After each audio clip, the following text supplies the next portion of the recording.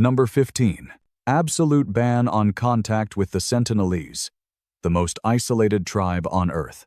In the middle of the Indian Ocean, there is a place where humans are strictly forbidden to go, even in the age of satellites and Google Maps.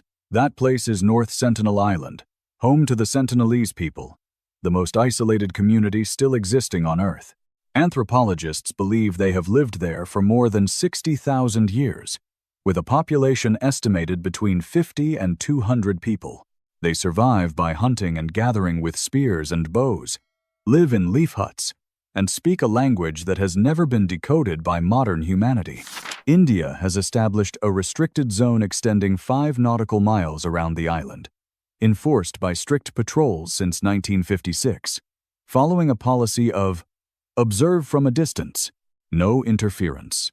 All ships and civilian or private aircraft are prohibited from entering the area, let alone setting foot on the island. The reason lies in biological vulnerability. The sentinelese have lived in isolation for thousands of years and have no immunity to diseases that seem harmless to outsiders. A single handshake or an unfamiliar breath could wipe out the entire tribe. In addition, they are known for strong defensive instincts and will aggressively repel anyone who violates their territory. Indian law is very clear. Violators may face imprisonment, and if the worst happens, the tribe itself will not be held legally responsible. The tragedy of American visitor John Chow in the year 2018 stands as a chilling warning against blind curiosity. Comment number 2 if you believe there are places in this world that are not meant for unchecked curiosity. Number 14. Do not refuse masala chai. When offered a cup of masala chai in an Indian home, saying no thank you may be understood as rejecting friendship and hospitality. Even if you are not used to the rich, milky, sweet, and lightly spiced flavor, accept it. Just take a small sip. That gesture shows respect for the home, the host, and the moment being shared. Refusing may suggest doubts about cleanliness or goodwill, which is deeply offensive in a culture centered on honor. From dusty alleyways to roadside stalls and modest living rooms, chai is the heartbeat of Indian life. Drinking chai is not just drinking tea, it is experiencing local warmth and culture. Number 13. Taboos when encountering the Jarawa tribe. In the deep blue Indian Ocean, the Andaman Islands hide more than pristine beaches. They shelter a world that visitors must never invade. The territory of the Jarawa tribe, one of the oldest indigenous communities still living today, with around 400 people surviving through hunting and gathering for tens of thousands of years, completely separated from modern society. For the Jarawa, the modern world is not something to explore, but a direct threat to their survival. When traveling along the Andaman Trunk Road, stopping vehicles, lowering windows, staring, or calling out to the Jarawa is strictly forbidden. This is not a human safari. Throwing food, clothing, or encouraging them to perform for videos was once a stain on uncontrolled tourism and is now treated as a criminal offense.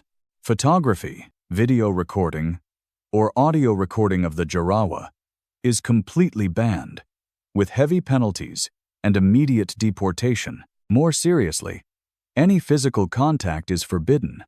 Even a simple flu virus from the outside world could become catastrophic for people with no immunity to modern diseases.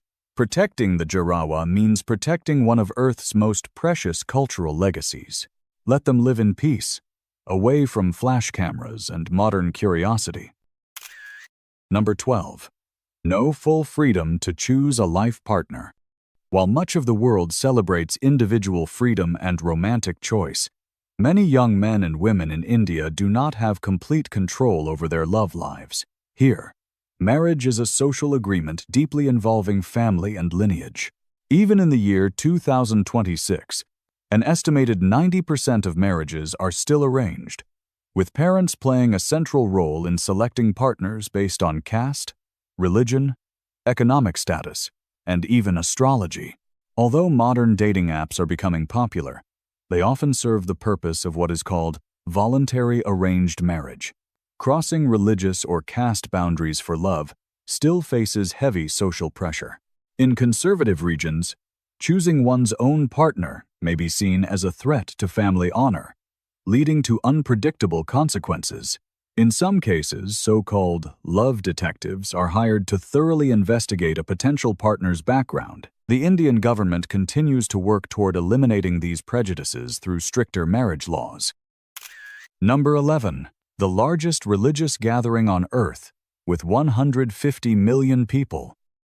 Every few years, India creates a scene that the modern world can hardly believe. Kumbh Mela, the largest religious gathering on the planet.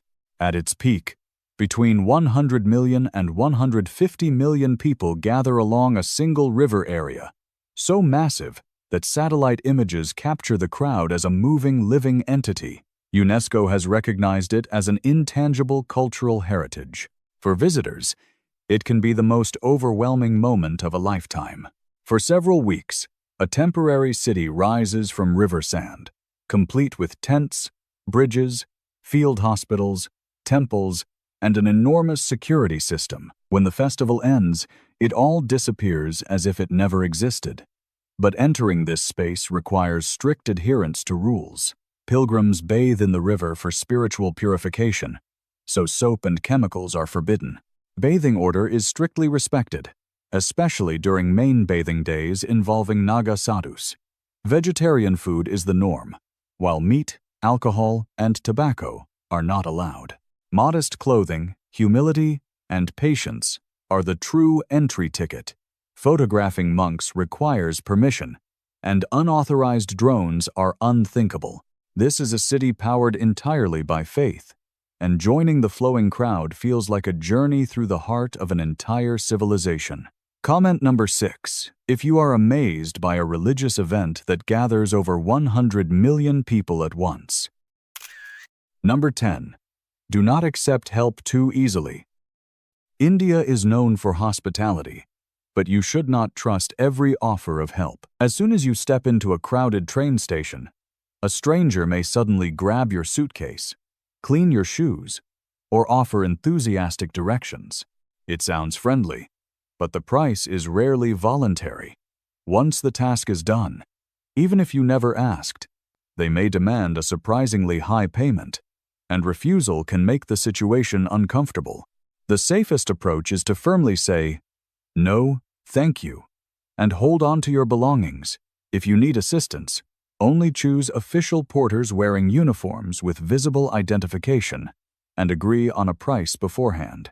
When it comes to overly enthusiastic directions or free gifts in sacred areas, remember this rule: the more you explain, the longer you get stuck.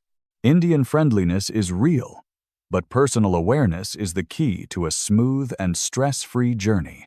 Comment number 4. If you believe caution around unsolicited help at train stations is the #1 survival lesson. Number 9. Women giving dowry to the groom's family. Behind the lavish Bollywood-style weddings lies a heavy tradition: the dowry system. Although it has long been banned by law, the transfer of wealth from the bride's family to the groom's family still quietly exists in India under the label of voluntary gifts. From gold bars and luxury cars to high-value real estate, dowry often becomes an unspoken measure of a bride's status in her new family. To modern visitors, this can feel like a deeply unfair economic burden, where education may still rank below material gifts. A woman may be a talented doctor, yet her family is still expected to prepare an enormous budget to match the groom's social standing. This has pushed many families into long-term debt. However, change is slowly taking shape in major cities like Mumbai, where younger, educated generations are courageously saying no to protect the dignity of love. If you attend a colorful Indian wedding, remember that dowry is a taboo topic. Simply enjoy the music and dancing, which is the best way to show cultural respect. Comment number 7. If you believe expecting the bride's family to pay is unreasonable and embarrassing. Number 8. Wedding rings are worn on the feet, not the hands. In India, if you want to know whether a woman is married, do not look at her hand, look at her feet. In many Hindu communities, marital status is marked not by a ring on the finger, but by silver toe rings worn on the second toe of both feet. These rings, called bichia, are placed after the wedding and serve as a silent declaration of marriage. Unlike the West, where wedding rings are personal jewelry, bichia are deeply tied to belief and lifestyle. Many Indians believe wearing them in pairs helps maintain energy balance in the body and symbolizes blessings for fertility and a healthy pregnancy. There is one clear taboo. Toe rings must never be made of gold. Gold represents the goddess Lakshmi, and placing this sacred metal on the lowest part of the body is considered disrespectful. Married women also avoid walking barefoot in public. Losing or removing bichia is seen as an inauspicious sign for the husband. Number 7. Never say goodbye when leaving. Indians avoid saying goodbye. To them, the word suggests long or even permanent separation. Instead, you will often hear fir milange, meaning we will meet again, or simply a gentle gesture with the word namaste. This habit comes from a deep belief in the universe and the cycle of rebirth. In this worldview, meetings and partings are only temporary intersections on an endless circle. No one truly leaves forever. They simply meet again at another time, in another form. For Indians, farewell words are not sad, but quietly optimistic. For visitors, learning to say "see you again" instead of "goodbye" is a small but meaningful way to connect with the rhythm and philosophy of the country. Number 6. Never step on discarded food. In India, food represents life, a sacred blessing, and the embodiment of the goddess Annapurna, symbolizing abundance and compassion. Stepping on food, even a small piece of bread on the ground, is considered a serious taboo. In Hindu belief, the feet are the lowest and least pure part of the body. Placing them on food is seen as an insult to the divine. If someone accidentally steps on food, they will immediately bend down, touch it, then touch their forehead or chest as a silent apology. Around temples or traditional markets, you may see food placed along pathways. It could be offerings, prasad, or food for cows and birds. Visitors are expected to walk around it, slow down, and show respect. In India, the way you walk can say a lot about who you are. Number 5. Respect the cow, a sacred symbol in Hinduism. In India, there is one citizen that visitors must never offend, not even with the smallest gesture. That citizen is the cow, respectfully known by Hindus as Gau Mata, the mother cow. For hundreds of millions of Hindus, cows are not just animals but sacred symbols of life, nourishment, and compassion. Walking through crowded streets from Delhi to Jaipur, you will see cows calmly crossing roads, lying in intersections, and even blocking traffic. Locals do not honk or chase them away. They wait. Visitors are expected to do the same. Harming, mocking, or treating cows roughly can lead to serious legal and social consequences. In many states, laws protecting cows and regulating beef consumption are strictly enforced. Transporting beef without proper documentation can cause major trouble. Even small details, such as bringing leather items made from cowhide into a Hindu temple, may result in immediate refusal at the entrance. Respecting local culture is the key to being welcomed and staying safe while exploring this mesmerizing subcontinent. Number 4. Widows are seen as bad luck. In the historic corners of Vrindavan, you may encounter quiet figures dressed in simple white. These are widows, living between faith and harsh social stigma. In a society that celebrates color and prosperity, women who lose their husbands are sometimes labeled as bad luck, forced to give up jewelry, shave their heads, live separately, and avoid festivals and joyful weddings. Some are even abandoned by their families. Today, that picture is slowly changing. Holy celebrations for widows, where they throw bright-colored powder, have become powerful symbols of hope. The government and social organizations are also encouraging reintegration and remarriage, opening a more humane chapter. Number 3. Public kissing is illegal. Do not kiss your spouse on the streets of India if you want to avoid trouble, even though it is completely normal in New York, Paris, or Rome. In India, public displays of affection are still seen as violating traditional moral standards and social order. A light handhold may be tolerated in major cities like Mumbai or Delhi, but excessive hugging or kissing in public can attract disapproving stares, verbal warnings, or even police intervention. Under local law and social norms, such behavior may be labeled as inappropriate in public and lead to fines. For Indians, love is private and belongs to family and enclosed spaces. Interestingly, Bollywood is full of romance.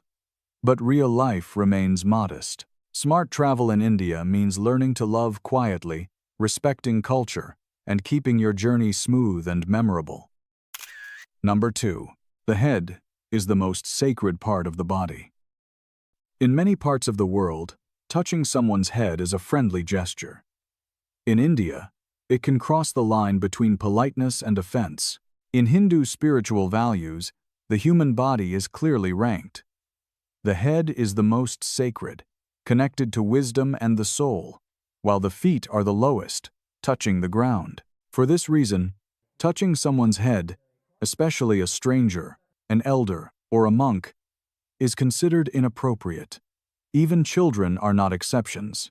A casual head pat, common in the West, may make parents uncomfortable. In Hindu or Sikh temples, visitors remove hats and shoes, and many women cover their heads as a sign of respect. To show reverence, Indians do not touch the head. They bow to touch the feet. In India, respect always flows upward, never downward. Number 1. Avoid using the left hand. When visiting India, avoid using your left hand unless you want to feel awkward. To the world, a hand is just a hand. In India, the left hand is associated with personal hygiene and is considered unclean in social interactions. For this reason, do not use your left hand to give items, receive gifts, shake hands, eat, or touch others. A small unconscious gesture, like handing money or passing a cup with your left hand, can instantly create discomfort. No one will shout, but the uneasy looks will tell you that you made a mistake. No matter how modern society becomes, this rule remains strong in homes, restaurants, and sacred places across India. Practice it early, and you will open the door to respect and more authentic experiences. We have just explored 15 mind-blowing taboos in India. We hope this gives you a fresh and fascinating perspective on the country. Don't forget to share your thoughts in the comments, and we'll see you in the next video.